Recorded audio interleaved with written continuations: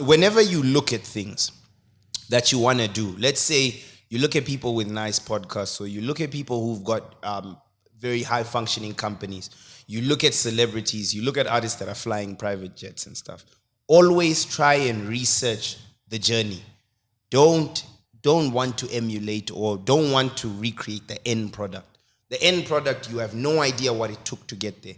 So the most important thing for people is always try and find out that distance between when they started and where they are now. Try and find that in between. Try and research that, because that might give you some insight into whether or not it's something you really want to do, if it's something you have the stomach for, and if it's something that you love or are passionate enough for. Hey guys, and welcome back to Sessions, a video podcast brought to you by Pro Studio, where we discuss an entrepreneur's business life and while we edit some social media as well. So, hi guys, welcome back to a brand new episode of Sessions. Today we are joined by a man who has 10 siblings, a man that started with very humble beginnings, a man who hustled his way all the way from the bottom to the top. Not only is he a producer, award-winning music artist, brand ambassador, entrepreneur, investor, if I'm correct, influencer, and over-the-top hustler. But you know what, guys? Overall, just a fucking cool guy. So yeah, KP, welcome to the show, man. What an intro. I don't even know how I'm supposed to talk after such an intro. But thank you so much for having me, man. Great, man. Happy to have you here. Yeah. Before we get into the episode, just quickly want to give a shout out there to Now Kluft Water for sponsoring this episode. Thanks, guys. With you, we are able to make these shows happen. So yeah, thanks for you. KP, I want to get right into the show, man. Let's go. A few questions about, maybe you can give me a background of where you come from. Where did it start with your career? How did you start out? Oh yeah, first let me quickly correct you. We are now 13 siblings. Okay. Since the last time we spoke, we added a few more. Okay. Yeah, just to make sure everything balances out. We're trying to have a soccer team. Okay. Yeah. So you got one now. Yeah. We just need 2 more reserves just to make sure. Then a coach, but yeah, we'll go figure that out. But see, how did I start? In Kenya. Obviously, I was born in Kenya way back when dinosaurs roamed the earth. I was like 1994. Yeah, I was born in 94 in Kenya. Kenya gets a bit strange. Yeah. And so things got a bit dodgy. So my mom was like, how about we hightail it back to Southern Africa? Because my dad is from here. So we kind of all just got in a potato sack and ran down to Namibia. Okay. And I got to Namibia. The most shocking thing when I got to Namibia is they put me in a school called Barkies. That's what Barkies? No, Barkies. Barkies. What is it? Punis Park Premier School. Okay. So okay. I come from Kenya. Yeah. Kenya, there's no such thing as Afrikaans. Like we know English, Swahili. That's it. Yeah. So they tell my mom, oh, you know, where you come from, English is the first language. Here, the first language is Afrikaans. I was like, yeah, what's that? What age were you then? I was grade Was it like 4? Grade 4. I was 10. Yeah. Yeah. So they tell my mom, Afrikaans is the then first you had language. to just learn it like this. In 1 year, dude. Yeah. My first mark was 8%. Like I was so I went into like a slight depression, some Ed Sheeran in a bathtub, just lying over there, like, oh man, I'm a failure. Kind of just took it from there. When I started learning how to speak Afrikaans, I obviously did better, finished primary school, and then went to high school. And then in high school, I was told, they do rap battles in Afrikaans. Okay, no, I didn't know that. Yeah, I thought that's only a South African thing, perhaps. No. Was here the same? In Commerce Mall, they're in Commerce Dal, where they also cut hair, like some badasses cut hair. So I didn't know that they did. So they're like, if you can speak Afrikaans, that's the trick. You can rap, but you have to rap in Afrikaans. So I was like, Juta se woordeboek. I can do this. So that's how I got into it. I just started, writing down a bunch of Afrikaans words. So I would memorize stuff in my head and then just go with cheat words on the hand. Like words that I knew that I could never think of in my head, like onrechtvaardig. So you actually started rapping then in Afrikaans, competing. And that's definitely. roughly how you also started? Yeah, and then someone was like, I bet you that guy would be so much better if we let him just do it in English. But that was then the switch later? Yeah. So some guy had a studio. Turned out my best friend's older brother had a studio. I'd never met him. He was one of those older brothers where his room is always locked. Okay. So I'd never for the first 6 years of having a best friend, I'd never seen his brother in my. It's like a myth. He just hover into the house and hover out. So I was like, I have a studio. You should come there and do something. I was like, okay, cool. Absolute stranger, no problem. Yeah. Let's go to your house. Don't talk to strangers. I've got some sweets. Now you've got a studio. The old studio trick. I was like, all right, cool. Let it be. We got to his house. I'm like, oh, I know the guy that lives here. Yeah. He's my best friend. He's like, oh, you talking about CJ? Yeah, it's my little brother. Ah, you're the legend, Sail Cat. So we got in there, got the studio, and he just played me some like random beats that belong to other people, like Lil Wayne, whatever. And he was like, do you think you can rap on these? I was like, well, I can try. Yeah. And I wrote my first lyrics on the back of a cereal box, my first English lyrics. You just like rip the cotton and just scribble. So I'm standing in front of the mic with like this big ass placard. And I just start rapping. Right? Yeah, just like Kellogg's, even flip it, snap, crackle, and pop, whatever. Yeah. And that's how I actually started. And the guy was like, this song is not bad. Put it on your phone, go to school, and just Bluetooth it to people. That time, Bluetooth was still... Yeah, that was still go-to too. It was still popping. Like, people would still infrared where they put their phones next to each other, but there was a Bluetooth. So I sent it around, and people were like, I think you should actually try and do the music thing. That was in grade 8 at Delta. So I was just sending my songs around. Like, I was like whoever's Bluetooth was on. Yeah, you sent it to just hit send. It was randomly getting Bluetooth chips. just like, yeah. Like now with AirDrop is the same. We just... just select people, send your stuff. So basically just swamping them with your stuff. Yeah, and then on Facebook, obviously, whenever we posted a link on SoundCloud, we tag everyone and their mum in the link. I actually have more questions about that later down the talk. Cool. So that's how it started, Yeah, and I wanted to know, that was then roughly at your age of 16 or so, 17? 15. Yeah, 15, my first song was at 15. Yeah. It doesn't qualify to be good enough to be called a song. But back then, I thought it was really nice. If obviously you progressed in life. Yeah, if you played it now, nah. Yeah. But back then, I still have it though. I still have every song I ever recorded. You should also keep it for when you're 80. You can listen again to your first song. Man, I want to tell my kids like, I was a big deal at some point. Hustle from the top. I actually want to ask you about that. So at the age of 15, you started out. I guess then you started in school doing these rap battles at Comas Mall. I actually want to see that. I have some footage. I'll show you. Most probably will look rad. Yeah. Then you started rapping in school afterwards, went more into the music career, right? Yeah. Started to take it seriously. Yeah, tell me a bit more about that. I think that is what a lot of people are also interested in this talk. Yeah. I don't think they understand the hustle that you have to go through to get there where you want to be. Definitely. So kind of in high school, everybody liked to do whatever was cool. And you get a lot of guys who just talk. The big talk is like, I'm a rapper too. Yeah. It's like, okay, let's do it. And then you got people who could everyone had different things. Some people could afford to buy really nice equipment. Other people had easy access to studios. Other people had fast internet so they could download like instrumentals in a hurry. Yeah. So kind of we got to a point where like I'm in class and everybody around me is also a rapper.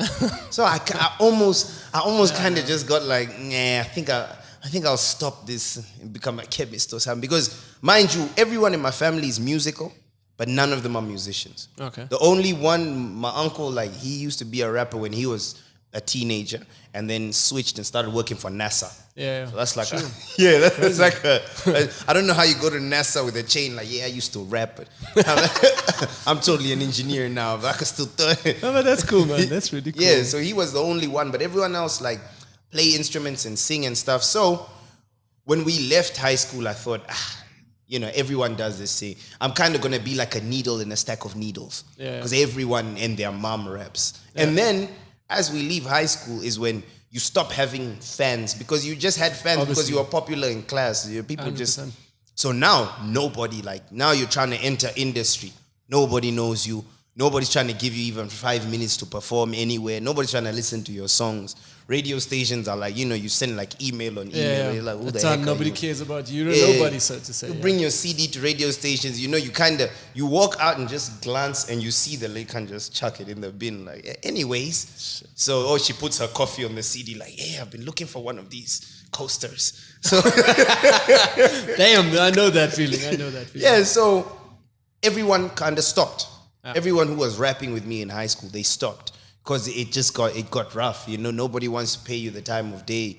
You go perform somewhere, and you know how crowds are when they don't know you. They're not nice people. Yeah, no. So nobody wanted to go through that, and I figured now, for some reason, because nobody's doing it now, I feel like I want to do it again. Yeah. But mind you, that between then and now is probably if my first CD came out in 2013.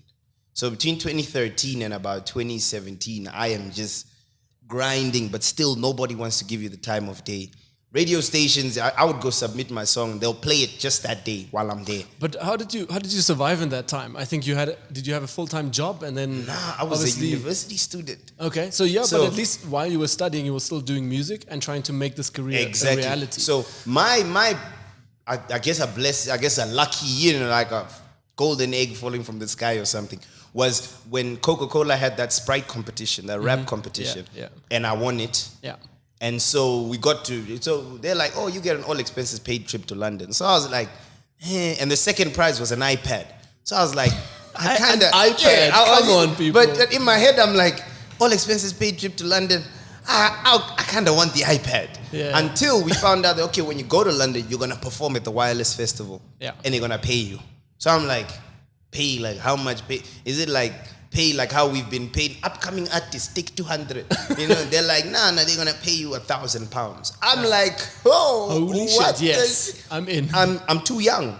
Okay. Was that your thought only? No, I was too young to be in the competition. Damn, okay. So I stole these people until luckily the due date I was supposed to give in my passport, was a Tuesday. You had to hand in by Tuesday. But my birthday was only on the Thursday. So only on the Thursday would I have turned 18. So I just stalled. No, I have petrol money. I don't have cab money to go to Home Affairs. No, Home Affairs is telling me this. No, and I promise I'm going to get it to you. But Thursday, I'd come to them and I'm like, Pap. And they look at this thing and they're like, you really just turned 18 like 10 minutes ago. But like, you know what I like about you? The hustle to make it happen. Yeah, exactly. Even though you want that reward in terms of going to London. Yeah. But this one thing holding you from success. So you know what I'm saying? You're not a liar, but you just bent the rule a bit to make it happen. Eventually, I thought to myself, I don't count it as lying if it's eventually going to be true. Yeah, I'm eventually going to be 18. You're just bending the rules slightly just for give me a minute to be 18. I'll get there. That's really cool, man. So we went over to London and... so you obviously won? And you attended, you won? Yeah. I won and even when I won, they're like, yeah, and everybody on this stage is 18, right?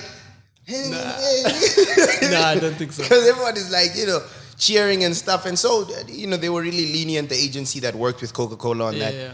Finally, we get to go, and I'm just thinking, I'm going to spend so much money in London. Yeah. And we get there, and so they paid us £100 per day for the 10 days we were there. Mm-hmm. But everything was paid for already. Like, we go to restaurants, it's already paid for. So I'm like... So it's like your pocket money. Yeah, what the heck are they giving us? So the first 6 days, I didn't click until one of my friends who also won, he came back with shoes, and I was like, oh, that's what the money is for. Yeah. Spending. Who would have thought? Yeah. Then I thought to myself, but I don't have a studio back home. Yeah. And I can't afford, like, studio costs. Being a university student, on top of not working, studios, like, 350 per hour. Yeah. Like, that's impossible. While I'm trying to pay tuition and all of this. Exactly. So I said, how about I save this money? When I get back to Windhoek, I just buy a studio. Yeah. And then YouTube, learn how to do everything. And that's how I survived, was the fact that I didn't have costs to being an artist. So all of my costs went to university, whether it's like buying study guides or whatever. Exactly. But to my music, luckily, my music didn't have any cost. I download instrumentals for free off the internet, work on them, put the music on SoundCloud. But I really like your hustle in terms of you saving that money rather than buying shoes in London, coming back, investing and it was it difficult, back. Bro. Yeah, I know. London 100%. Got some nice shoes. And I think that hustle of that's actually one of my questions I have for you, of your hustle. How did you start out? Like, was there fun from mom and dad? Did your brother pay for it? No, that's what you already told us now. That money that you saved helped you with your little kickstart. Exactly. Which a lot of people just, let's buy shoes. It's great for you to have. And then in life, I would sell this equipment, top up a bit, get a new mic. Sell my speakers, top up, get a new speaker. Did you perhaps do other sideline ventures as well, like hustle while you were as a student? Like, I don't know. I would tutor people. That was one of my hustles. I would do photocopy. Like, I had a printer at home. So I told people, I have a copy business. Tell me about that, please. Because a lot of my friends, and it's not even a money thing. I had rich friends who didn't have printers at home. I was like, what? You guys don't have a printer? And then I'm like, do you guys have a fax? They're like, no. I'm like, what? You guys don't have a fax? How do you get faxes? Yeah. And they're like, no, KP, nobody gets faxes. I'm like, I get faxes all the time. So at school, cool. like this, because university kind of it's like a shell shock. Because high school, you know, when you're absent, it's a big deal. Everybody's phoning your parents. He missed the third period. What's up with that? In university, no one cares. Like, they could care less about whether you were in class or not. I remember one lecturer told us, you know, came in, he said, yesterday there were 7 learners here. Today there are 20. Tomorrow there will be 4. I get paid either way. Okay. So we were like, he really, you know, that's really no fucks given. Yeah. So a lot of times people would miss class when the lecturer would give out worksheets. So these guys would say, man, how am I going to get that worksheet? And I looked around and I said, I have a photocopy business. And they're like, what? I said, yeah. I make photocopies. How much? How much for what? For the photocopies. Oh, the photocopies that I do. $1. Like, cool. Give me 10 copies. Really? Yeah. And it worked out. Yeah. So I would make like, in 1 week, I could make like $700, $800 off of just copy. Because I'm doing copies for like whole classes. Yeah. People that have missed like 2-3 months worth of lectures. They just give me someone's book and just be like, just copy everything in there. So I'd be like, cool. But honestly, I think that's why you are where you are today. Because you already saw that opportunity back then, took the hustle and said, if they are too lazy to do this, I'm going to do it and make money of it and put it into my dream, my career. Exactly. So that money from the printing. So if I had this mic, I'll sell this mic and add the money from the printing, buy a new mic. Yeah, get better, add your stuff. Yeah, exactly. That's how because I obviously I watched a lot of YouTube videos. Yeah, obviously. And then you start to learn that, you know, equipment gets outdated over time. When I found your channel last week, I actually checked and you said this one interview on your YouTube channel where you said you basically super glued your whole studio together. Yeah.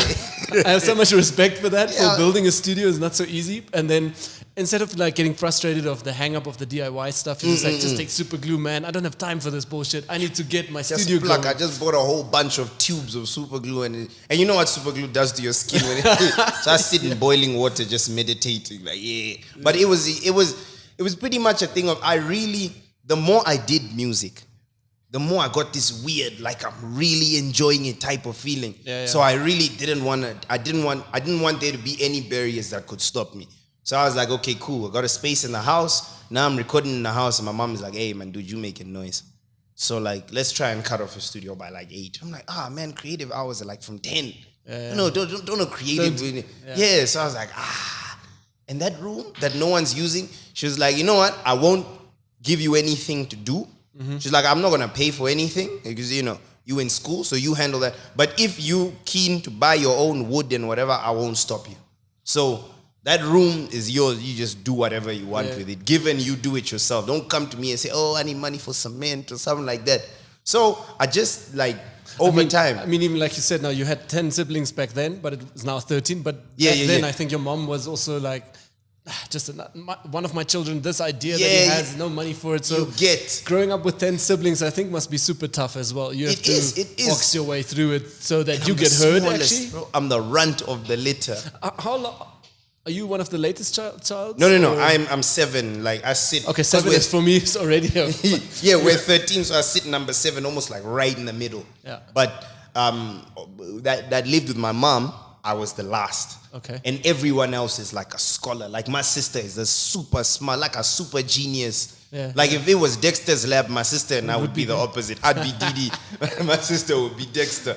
And then my older brother, he just like all around like a nice guy. So he would support my mom. He went out right after school. He studied IT, went out and got a job and when he came back home, he was just like, all right, cool. I'm taking care of these and these bills. Yeah. So everyone is so dope. And then I'm like, I'm a rapper. Yeah. So they're like, maybe not. but so it was difficult in terms of just getting out. Yeah, but it was nice because I had a very, very supportive family. And I guess when everyone is musical, there's a part of them that wants to express that. Yeah. So if they see this guy is doing what we all kind of want to do, let him do it. Yes, because it would be nice for someone to do it. And the nice thing is over the years, they actually saw it like progressing. So it was like, snap, I think he's going to make something. It's not just a dream, it's actually also you getting some stages, getting somewhere. Exactly. I wanted to ask you also though, after you came back from London, you built your studio, you were still at university. Yeah. After that, how did you reach out to actually get heard? How did you get your first record label or first song to actually be played? How was there another luck run? Did you maybe collaborate with someone, or did you just wait, like maybe approach the radio channels for 50 times in a week? It was cause of that competition. Yeah. So when I came back, a bit because the radio station was a partner, media partner. So Fresh was a media partner. So they spun my first song for a little bit, but still that wasn't like I said, they played it just because I was there. Yeah. And then when I left, it's like, anyways, that was some random song by some random guy you'll never hear again. So I had to drop out of university. I had to make that decision, like, hey, I'm giving 50% here, I'm giving 50% here. I'm only going to give what I get. So if I want 100% out of the music, I'm going to have to dedicate 100% of myself into the music. So I dropped out of university, did my first mixtape, and then submitted it for the numbers. Yeah. And then got nominated. What year was that? That was 2015. It was when I put out my first hard copy, this is an album. And, yeah, exactly. I still remember that when everyone produced an album instead of just an EP. So it was, this is that. And someone told me, yo, man, why don't you enter it into the numbers? I'm like, nah, man, that stuff is too expensive. Like, it's free. I said, what?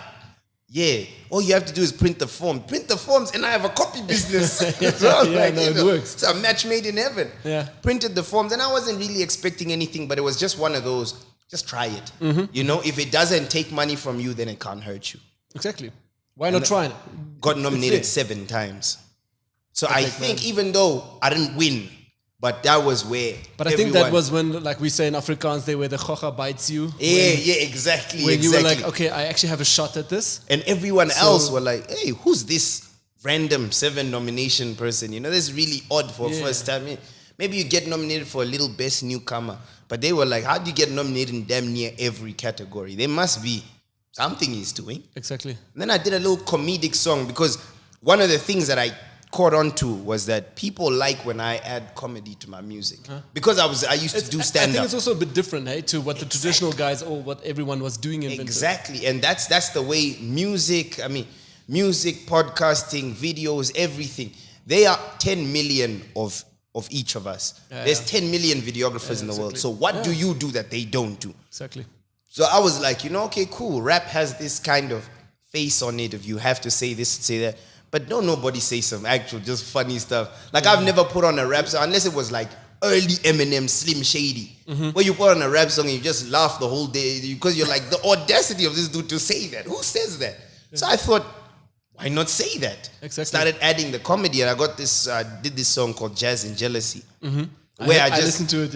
where I just talked about how I'm jealous of everyone else who's and people caught on to that. Like, it wasn't a hit by hit standards, but for me, it was my first song in I think in 2 weeks, it got 1,000 views on YouTube. For me, I was like, oh my goodness. And then by the end of the month, we did 5,000 views on YouTube. I said, oh snap, what?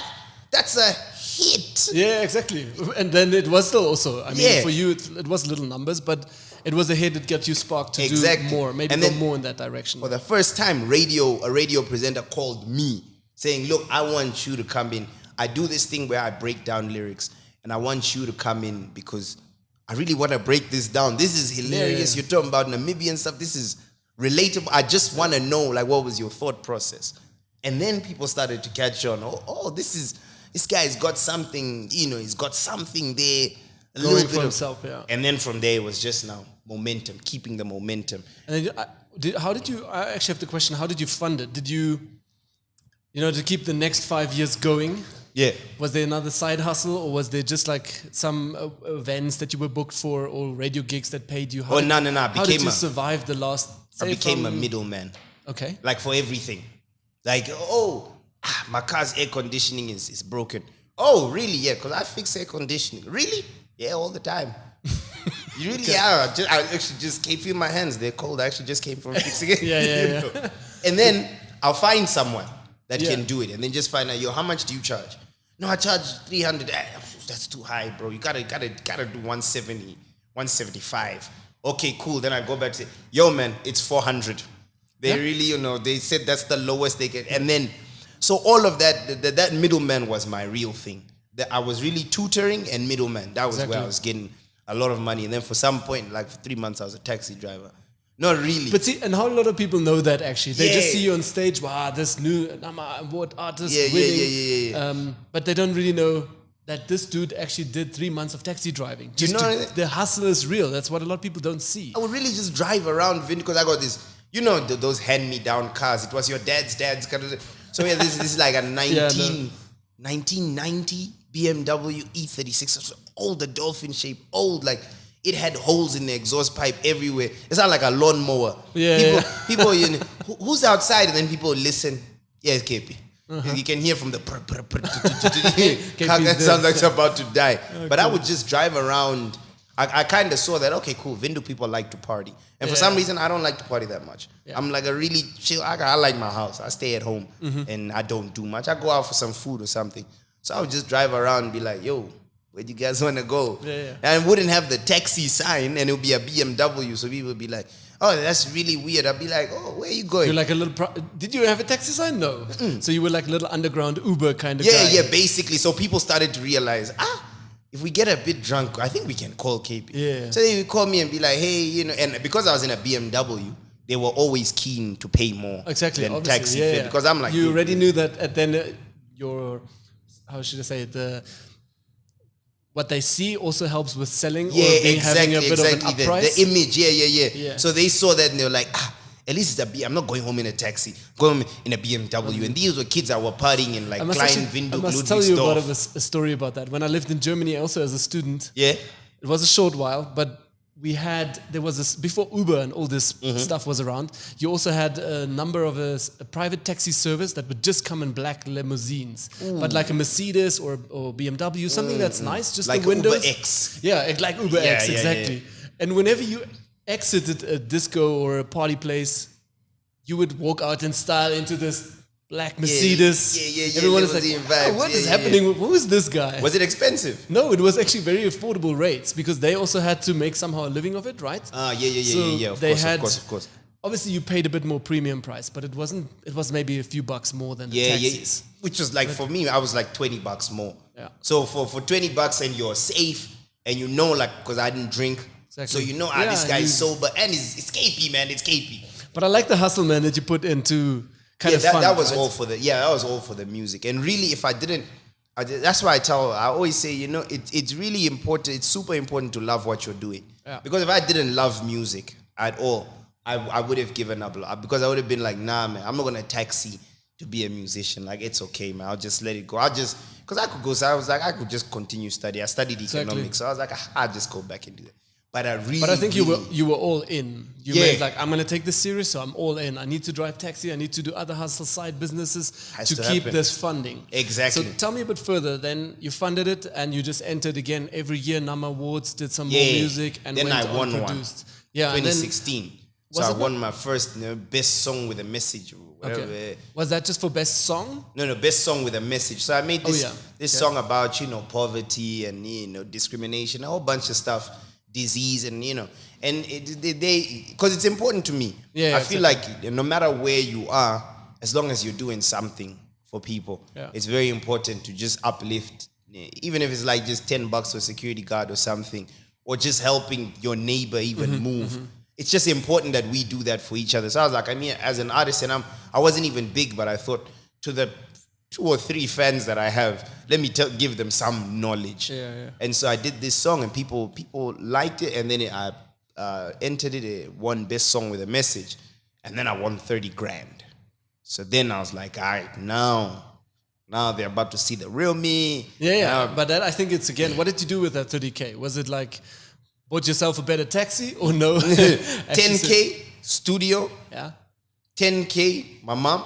10K a whole bunch of printers. And then I was like, let's get back to the printing business for a second. Because I knew, it's cool, 30K, when you've never had it, it seems like a lot of money. When you have it, you see how fast it can just finish. So I realized, I don't want this to finish and then it'd be like, so what to do now? And I know right now, I'm not as professional with the studio to be able to be charging people to record it, be able to doing adverts and stuff like that. So I was like, I have to do something that I know. So let me buy these second-hand printers. There's always auction. They're always auctioning off a whole bunch of office equipment. So I would just go there, and people would go there to buy cars, and I'd be like, people would be like, what are you here for? I'd be like, you'll see. And 10 printers sold to the random guy in the back. Cool. So that was me. And then I started working at Fresh FM. Okay. Yeah, as a production guy, because I thought I need more expertise in production. Yeah, I'm trying to take my music to the next level. So everything goes back to the music. So I'm trying to take my music to the next level. But I don't like school, man, so I'm not trying to study sound engineering. So how can I really increase my skills and still make some money for it? Because I can't afford to just Exactly. Exactly. So I went Fresh FM. They were like, first they were just looking for a music manager. So I was like, oh, cool, yeah, I can do that. It's just artists bring their music, you just load it onto the system, type in the metadata, it's whatever. It's just tedious work. It's almost similar to being just an admin person. So I was like, cool, I can do this. I got paid peanuts, lightly salted peanuts, loved them. But the sound guy, I would always, I would try and finish my work by 2. So I wouldn't even take lunch. I'd be in the office from 7:30 and then just like a machine. Yes. And then from about 2:30, just go sit with the sound guy and be like, what's that? What are you doing there? How does that work? What's I like that, man. What's like that that reverb? Yeah. So he would just, and then eventually, the sound guy was, because he'd been at Fresh for so long, he got bumped up to station manager. So they're like, okay, now we need a sound guy. And the sound guy's like, this guy can do it. I'm like, what do you mean? Yeah, you guys sat with me for so long. He probably... And you know what? And I really respect that from you, man. Yeah. A lot of people say, I need to learn it. I need to be educated in it to do it. But man, the education is all out there. Just spend more hours with your business owner or with whoever. Yeah. Just hustle with them. You will learn as... On the job. Yeah. You get the skills via doing it. And I think almost you did that as well. Better than the theory in terms of I can tell you how to handle sound frequencies. If a frequency is where. But once that frequency is in someone's voice and the program is in front of it, it's a whole different thing because no two voices are the same. Yeah. You don't get a standard, So now certainly. you have to figure out, there's a frequency in here that I didn't learn about in school, how to dip it out. Exactly. So all of that I learned on the job. So this sound guy just threw me in the deep. He's like, this guy can do it. Yeah. And Totally. you were actually thrown into the deep end there? Yeah, Just to say, yeah, 'cause okay, this guy can do it. What was your answer there? Was it also nah, or sure, I'll take it, even not knowing if you can do it? Yeah, he's with the manager. I'm just chilling, doing my music manager thing. And they're obviously in the big manager's office because he's getting promoted. So the manager's like, I want to promote you, but the problem is we're going to leave a gap in sound. And I know, KP can do it. So they're having this whole conversation about what I can do. I'm just there doing my music manager thing. Metadata, this song is 2 minutes and 32 seconds. Yeah, don't mind me unless you need to make some copies, I had called, KP, you need to go to the office. I'm like, oh my God, am I fired already? I swear. And I get there KP, you're the sound guy now. Why? And they're like, you can do it, right? Yeah. Does it come with a raise? Yeah. Yeah, I can do it. Okay. I can do it. So I just jumped in, and kudos to the old sound guy. He helped me out a lot, Obviously, but I didn't need too much help. Yeah. He would just help me out in terms of, look, this advert, they're asking for this type of voice. So this is what they mean when they say quirky or whatever. Exactly. This is what they mean when they say upbeat corporate. Yeah. But in terms of the program, I had learned on the job with him, and then when I'd leave from work, I'd just be on YouTube. Just watching how to mix and master. What's this supposed to sound like? What's that supposed to sound like? So by the time I got there, he was more confident in me than I was because he knew what I could do. Moment I got in there, I just started working as a sound guy, and it helped me with my music because when I go back and mix and master songs, I'm like, I know how to do this. This is easy. Drag this here, copy paste this, right click. I think this, that also bang. helped you then, if we go back to your music life. Yeah. It helped you to progress on your music, got better, mastered it maybe mixed it yourself. And then even learned how to now do it for other people. Yeah. So then I opened a proper, now I have a commercial studio, come record your albums, I'll mix and master. I'm confident now that I can mix and master. But really, KP, I like that about you. You hustled your way into the different areas, tried to learn more and more, then also saw the opportunity to make money with this, to fund your own dream. So you're an entrepreneur. I can see a lot of entrepreneurial things in you as well, where kudos to you, man, for doing it and for staying at the game, doing it. Because you know what they say, if you don't chase your dreams, someone will employ you to make theirs come true. To do it. That's actually my next question now. I wanted to ask what you are currently into and doing. And I know there's a few things. Obviously, you're a music artist and a producer. But also, I think there's more things about you. So obviously, First things first, artist and producer. But I just opened, about 2 years ago, a proper company distributing music, because I realized that in 2014 when I released my 2014 when I released my first CD. And I put it online on iTunes and iTunes, Spotify, whatever. And I looked all over, because at some point the next day I get a report like, ding ding, your song is #1 on the iTunes chart. I'm like, what? How? Like, you mean now for local based? That's what I didn't know. So I'm thinking, but yesterday when I swear Drake was #1 yesterday. You mean to tell me I've sold more than Drake? Where's my money at? So that's when I learned that, oh no, iTunes has a Namibian store, etc. So I look on the Namibian store. There's no one, literally no one. And I'm like, there's no way, as a first time release, I'm the first Namibian artist to put music out online. And I literally scoured the internet. There was no one. What year was that, roughly? That was 2014. 14, you said it, sorry. There's no Gaza, there's no Dog, there's nothing online, bro. I mean, like, even the like your Stefan Ludix, they weren't there. Yeah, no one. I'm like, what? Nah, man, there's no. So I kept that in the back of my mind and continued. And then 2 years ago, I thought to myself, I looked online again and I'm like, there's still so few. You don't realize that there are Namibians studying abroad who want to listen to your music. Every time a Namibian person is with a whole bunch of a European kid and then an Asian kid and they're all together. Imagine the Namibian kid could say, give me the AUX cable. Let me plug you guys into some stuff from home. But now he plugs in and then he goes on Spotify and is like, there's nothing. There's nothing. So I thought to myself, I need to open up. Obviously, the business is always to make money. Yeah, but also just to help the community open up grow. The industry, because I think if you grow it, it will obviously help you as well. Exactly. Your music will also be there. Exactly. But you're indirectly also helping others. Yeah, so I was like, no, we have to start. So I started distributing people's music, started reaching out to all the different people, TuneCore, DistroKid and all of that, just to find out how to work the different avenues. So that's something that we started. It's actually going, so far we're distributing about 6 artists. I don't want to take on more than I can handle. Obviously, and then it seems like I'm neglecting, or I do a half-ass job for you because I have to do a half-ass job for 30 other people. So rather these 6 that I have, and I concentrate on them and I can give them their analytics and I'm able to tell you, this is your best performing song. You have to shoot a video for this. Exactly. You know what I'm saying? And then we're able to seek funding. We can see, all of these things that people never knew. Like your song is very popular among 17 to 19-year-olds.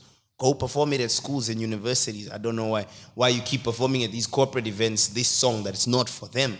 So that was one of the companies that I personally started. And then me and my best friend also started the Chomi Bites, the food delivery company, because we realized that we only have dial-a-meal. Yes. And we were like, the world is moving like to digital. Do you know what? You just surprised me now. I didn't know that you started with Chomi Bites. Because I actually have a big question about Chomi Bites currently. Yeah, myself and my best friend CJ. Yeah. He started Chomi when he studied in South Africa. Okay. At AAA School of Advertising. Yeah. So he was like, yo, man, I want to do this thing where you can basically hire a Chomi to do anything. If you need to move houses, you just go on the app, get Thomas is a Chomi, and he just comes with his bucket and you just move. Yeah. Or, a Chomi to help you deliver something. I need to send flowers to my girlfriend. Hey, James has a car, hire Chomi. You know what I'm saying? But obviously it was in university, he's studying. So we're testing it and then he comes here and he's like, yo man, let's do food. Yeah. Because there's no... Because like you said, Mr. Delivery was always around. But it sucks. Sorry. And it's old. It's not good. That's the thing. They weren't keeping up with the times. There's no online menus. And because CJ traveled so much, he got to see Uber Eats. Because I wasn't really a big traveler. But he, in universities like London, France, whatever. So he's like, dude, getting food, it should not be that much of a mission. So exactly. That's when we started. And it's Chomi also a Bites. feasible business model that will actually keep you running for a bit. Exactly. Like calling a chomi to move might be every third weekend, perhaps. Exactly, So It's not exactly. sustainable to make a business. And also, it's not. Also, if you don't, the type of jobs you want to do, you kind of need a trustworthy person. Like, I'm not gonna hire some random guy to move. If this guy can just load up my stuff and just piss off to never be seen again. Yeah. But to food, it's not a big deal. Exactly. Hire this guy, bring me my food. That's it. So that's kind of how we started. Maybe on top of that question, I'm going to ask you what your thoughts are on especially that category. E-commerce, online shops, apps in Namibia. Yeah. Is that still like a niche to get into, or are we too late? What are your thoughts on that? No. Definitely, I think there's a lot of. I think it's still so closed. People are so. There's still a lot of education that's needed. A lot of people are still not even there yet. So I think for anyone to open up now would be so smart because you're ahead of the curve. Yeah. You don't want to wait until everyone is doing it. What do you think about that thought that a lot of guys say, but we're too small? We're only 2 million people, or say of that, maybe 500,000 will actually use it. Yeah, but it's not sustainable. You won't make an income or everything, profit. Because of the fact that everything is scalable. If you think to yourself, let's say Uber has, just for fun's sake, 10,000 drivers because they're serving a 10 million population. There's no need for you to use the same scale of numbers for 2 million. So I know 2 million population, I just need 20 drivers. Yeah. So it's just a matter of scaling it. Obviously, if you're in it to make obscene profits, then you have to think a bit further than the country or that you're in. But every company is But like if you're that. not too greedy, and I think if you can serve 500 people, Exactly. that's Make enough your income. profit. It's good income. Yeah, you make your profit. Your people are your employees are getting paid. Your shareholders are getting their dividends or whatever. Exactly. Everyone understands what we're doing. You will grow, but the point is, if you use, because they say there's two different types of people. There are people who have solutions to problems, and then people who have problems for solutions.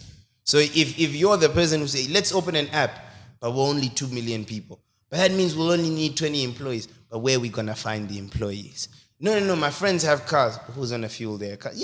I want to shake your hand, man. That's exactly the spirit you should keep to 'Cause keep going. It's where you stuck up, and that's why you're not progressing. And you have other people who just, like you said, see the problem, have a solution, make money with Exactly. it. You're the middleman again. You're just gonna find you can find a barrier. It's just like the internet. You can literally find a website that agrees with anything. Yeah. If I decide right now that goats lay eggs, I can find something on the internet that says, I can find like a blog that says, yeah, I think goats lay eggs too. So do you actually know of the page Fiverr? Yeah. Even that. You could sell services in Namibia, use Fiverr, get these guys to do it, and again play middleman, sell it. Exactly. A lot of tools that we have, but we don't take advantage of it. I learned about Fiverr from actually a friend who became my business partner. Now when we have another company doing a audio production called the Production Vault. And this guy went on holiday to the Maldives with his girlfriends. I was like, hey, dude, how are you going to the Maldives? He said, Fiverr.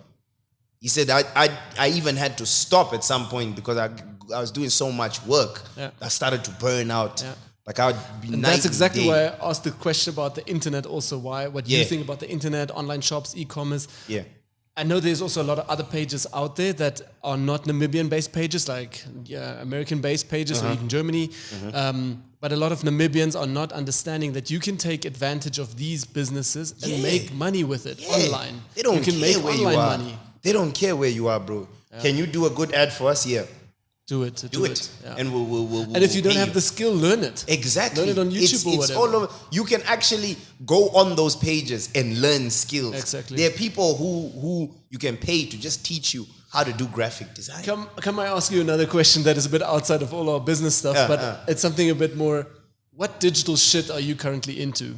Anything that hasn't arrived, anything that you have seen.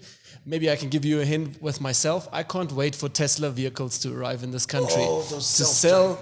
To have self-driving car and sit in there being a bit wasted. Yeah.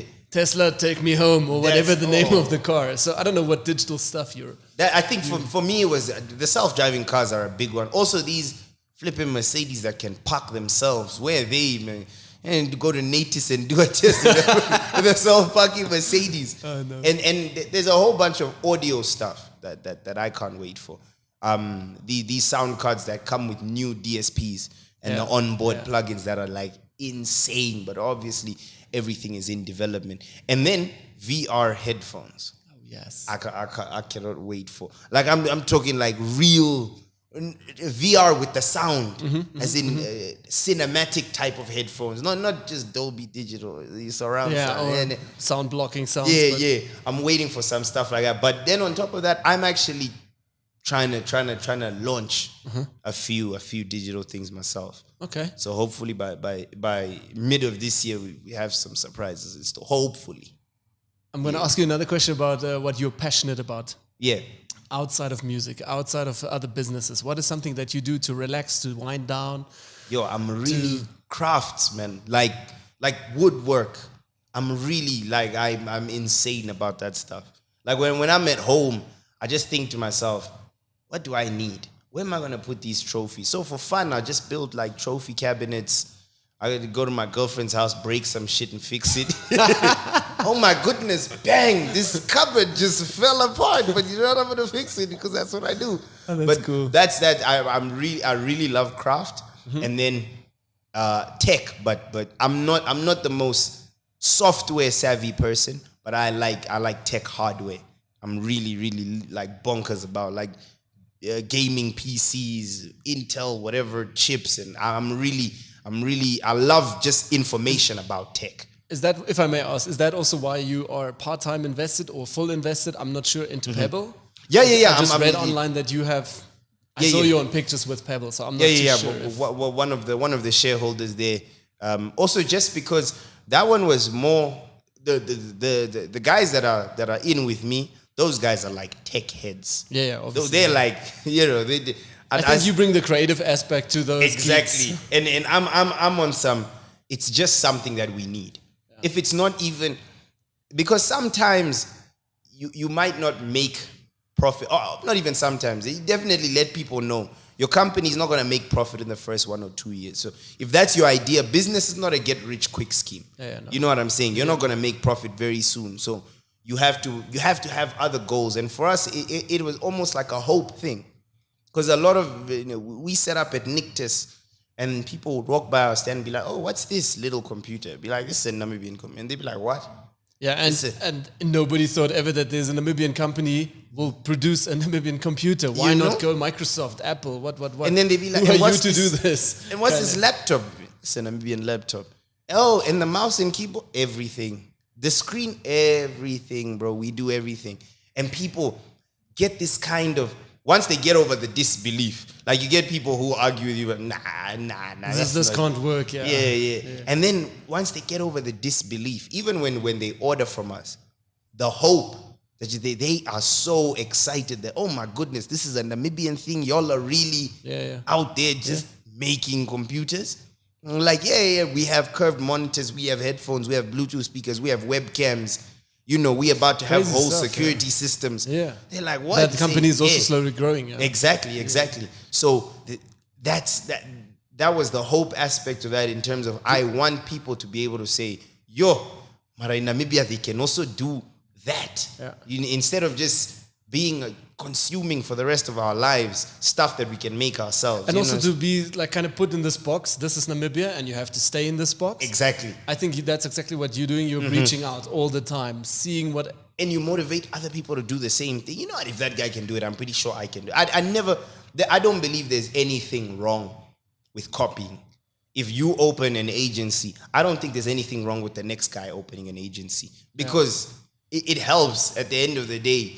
You give more variety to the local, and you give a more locally consumed economy. Yeah. If you have one, because also the problem is we don't want to monopolize these things. Yeah, obviously. Because monopolies make the nicest people greedy.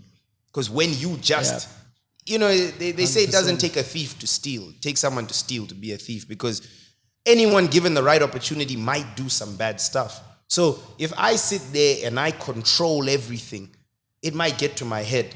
So I don't see that there's anything wrong with someone open as many. You want to manufacture computers too? Go ahead, do it. I think they will realize the hustle that goes into it. A lot of people fail then into the first year, or just give up because they're not patient enough. Yeah.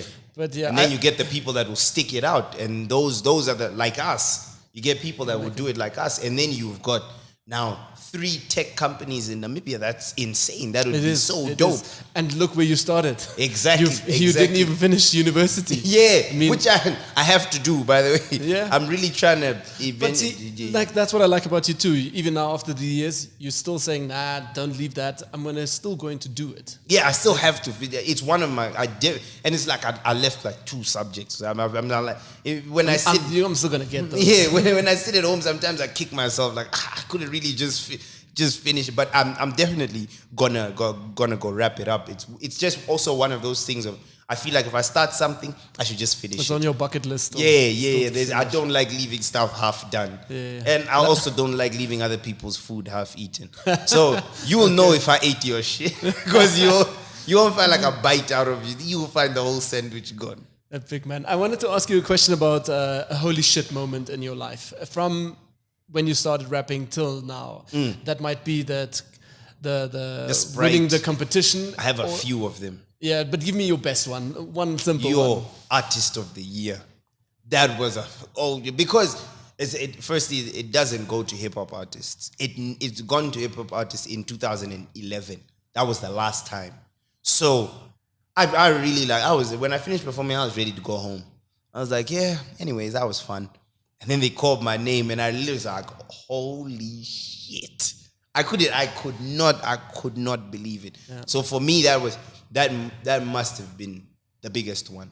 I think also what happened is most probably your family and your mother and your siblings, they were all kind of like, okay, that is what he wanted to reach since he was a little boy. Exactly. So rapping in Koma Small to now being Artist of the Year. I even have goosebumps talking about it. No, but that was been a crazy experience. Yeah. I even forgot I lost my car. It was such an oh shit moment. I lost my car keys. my car literally slept at the venue, and I had to call my best friend to come pick me up. He's like, yo, I'm Artist of the Year, but I don't have a car. But come get me, man. And he'd be like, that's weird, but cool. I'm on the way. You know? Cool, man. Yeah, that was mad for me. That was incredible. Another question we mostly ask our guests here is the single scariest thing that happened. The whole year of COVID 2020 was quite scary, but has that affected you as well crazily? We know Corona everyone is affected by it. But outside of Corona, is there the single scariest moment that you've had? In my life? From, your career. Oh, my career? Yeah. In my career, what's the scariest one? My studio got jacked. Everything. Like, dude, we didn't have burglar bars on the window. So, and it was one of those, I think it's people that had been building close by, so they kind of saw everything. So I just woke up one morning, because I sleep like a rock, bro. Earthquake, tornado. If I'm out, I'm out. Because if I'm awake, I'm awake. So if I'm asleep, I'm asleep. So I woke up in the morning, my microphone, my sound card, my 2 speakers in the computer, gone. And I was just like, and in my head, I was like, cool, this is bad. But where it got really, it freaked me out was that evening, because I stayed at home, I was obviously quite upset. And that evening, this dude's walking around the house. So I was like, are the people still here? So I'm thinking, let me go outside and ask for my shit back. But then I'm like, that might not go the way I'm planning it. Hey, give me my stuff. Oh, sorry about that. Here you go. It might go a very different way. Yeah. So for me, it was scary in terms of my safety, but then also those 2 or 3 days was scary because I actually thought, I'm not going to do this anymore. Because, I've gone through all of this to get here, and then for it to change in like an hour, for some guys to just, now I have to rebuild all of this. I was really ready to just leave music alone. And then I thought that I'm going to lose so much of myself because I use music. When I'm not feeling good, I make music. When I'm feeling good, I make music. Yeah. When I'm sad, I make music. Heartbreak, I make music. So I was like, I'm going to lose a big part of myself. But it was those 2 or 3 days, I was just like, I literally thought I'm going to stop completely. I didn't even text anyone or anything. It was just, man, that was How did you recover from that? Was it just again hustle, work, make some money, buy stuff again? Yeah, and then luckily, because my best friend's brother, the same one that helped me helped me get started, he was like, I still have my setup and I have a kid now, so I'm trying to take it a bit more seriously. Yeah. I mean, come take the stuff for like a month or 2 months. Just That's cool. you Man. know. That's very humble of him to help you out there. So I took the stuff for a bit, and I managed to make a little bit of money here, there, and he then just sold me the stuff on like the lowest price ever. Obviously. like a 70-80% discount. Sure. He was pretty much He's a nice guy, man. You must. he was One day you help him. Yeah, no, and you know what? We lost touch with him completely. I have no idea where he is. I don't have his number. I've literally called so many people just. It might be a song for you one day. Yeah, definitely. If I ever made like a $10 million, I'd dedicate $1 million to finding him. Yes. Just find That's out pretty wherever cool, man. he That's is, man. pretty Because because that was really my make or break moment. And I was completely like broke, and I was completely done. I was like, nah, I'm finished. And I said, let me just go talk to my best friend about it. But in my head, I had made up my mind, like I'm not doing this anymore. And I went to my best friend, and he was like, let's talk to my brother, man. Let's just because we were just thinking. Yeah, you can't give up now. Maybe he can record like one song a week or so. He's just like, just take everything for like a month. Ended up like, yo, man, can I buy this stuff from you on some installments? He's like, yeah, you can. Do it, yeah. I actually wanted to quickly chat also still about your the Predator energy drink that you are a brand ambassador now for, or is it your own Yeah, drink? no. I'm trying to get part of it. It's very, very difficult because I learned now that it's owned by Monster. Okay. I had no idea because on the can it doesn't say anything. Yeah. But definitely, I love the brand because 2018 when I released my last album, they helped me out so much, like in financially, of course, but also just in terms of support.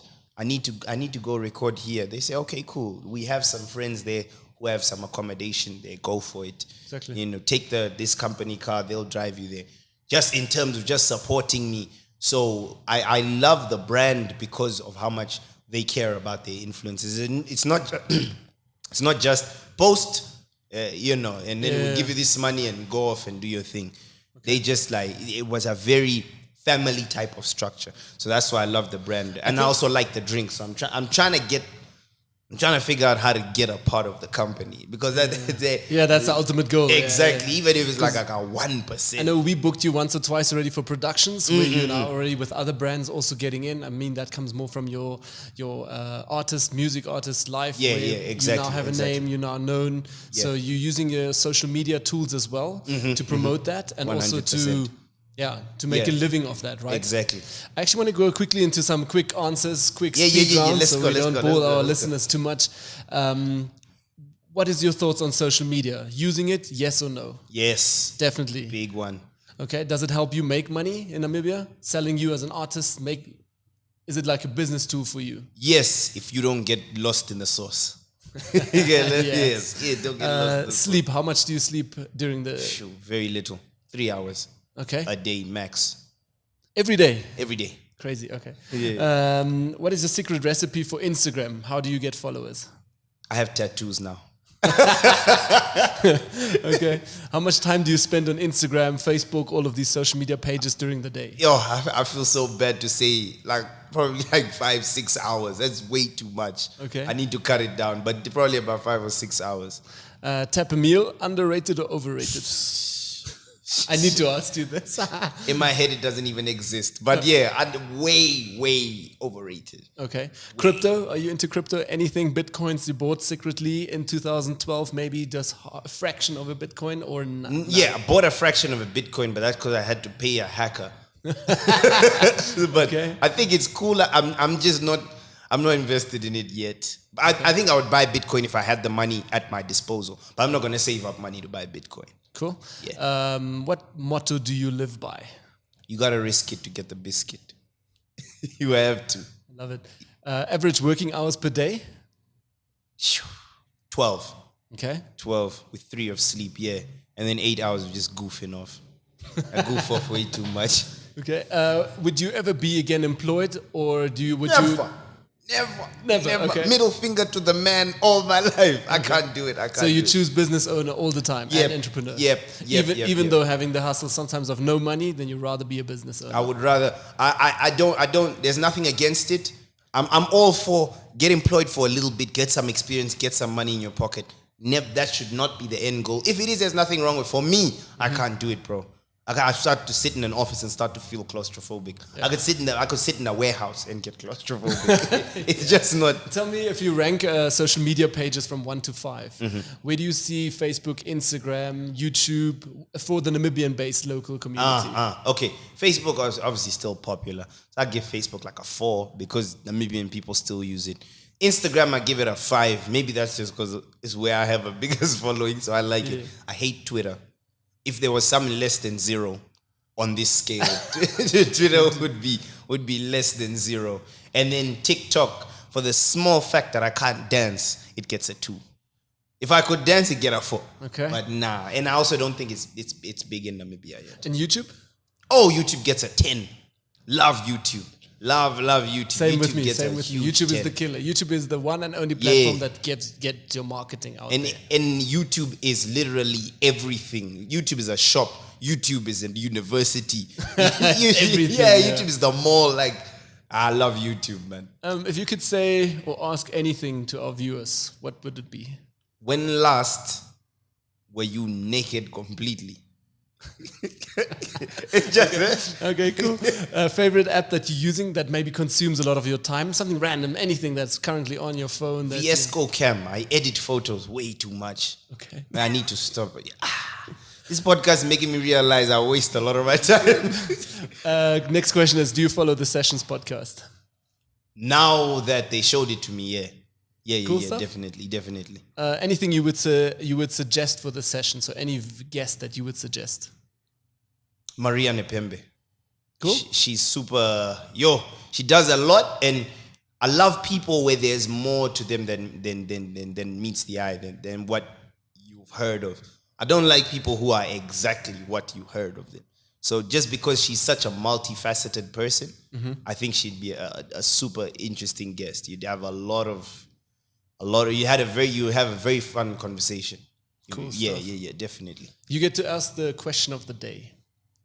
A question to our viewers, anything that is in your mind, like in my mind, every day there's this question: should I take on getting Tesla vehicles here, or should I just wait till somebody does and I can just buy a Tesla?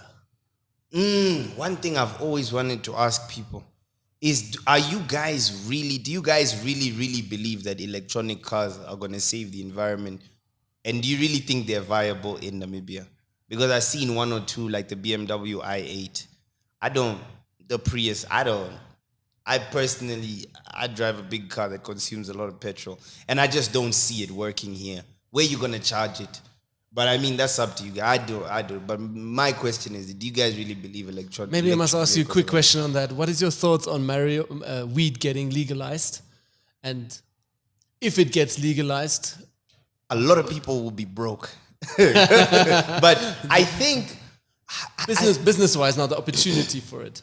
Definitely, I think it should be just because of freedom of choice, but then also because it has a lot more purposes. You can pharmaceutical companies, people that make these types of medicines, people that have the capabilities to grow. Yeah. You can open up so many different sectors a big sector in the economy can open up so many small branches. If you have a warehouse, we can just tell you, look, you have this empty warehouse, grow for us. We're just going to give you the specs. This is how you grow it. You're going to grow it. We're just going to come harvest and turn it into medicinal cannabis. And then you drop off, you just keep growing. So much can open. I think definitely you should legalize marijuana. And I don't smoke it. Just in case people are just, he's just a stoner. Cool stuff. All good. But definitely, yeah. Any last advice, any advice that you can give to our listeners of the hustle that you went through from the beginning to now?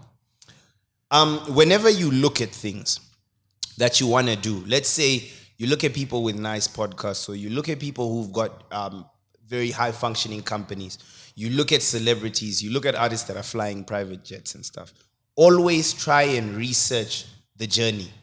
Don't want to emulate or don't want to recreate the end product. The end product, you have no idea what it took to get there. So the most important thing for people is always try and find out that distance between when they started and where they are now. Try and find that in between. Try and research that, because that might give you some insight into whether or not it's something you really want to do, if it's something you have the stomach for, and if it's something that you love or are passionate enough for. That's if I could give people my 2 cents, those would be my 2 cents. Very well said, man. Very well Thank said. you. Thank you. But yeah, KP, thanks again for joining us today. Yeah, thanks for man. being Can't here wait on to the be Sessions back. podcast. Yeah, I just want to make an end as well for all our listeners who are still here watching. Check out in the description down below. There's all the links to KP's things, Instagram accounts. I think we can link everything that you are running, so you guys can also look a little bit deeper into what you are doing and follow KP a little bit there. But yeah, man, thanks again for being on the show. Thank you. I really guys for appreciate having you me, having time to come and sit with me. Yeah, to all of you guys, see you next time. Lovely. Thanks, guys. Bye.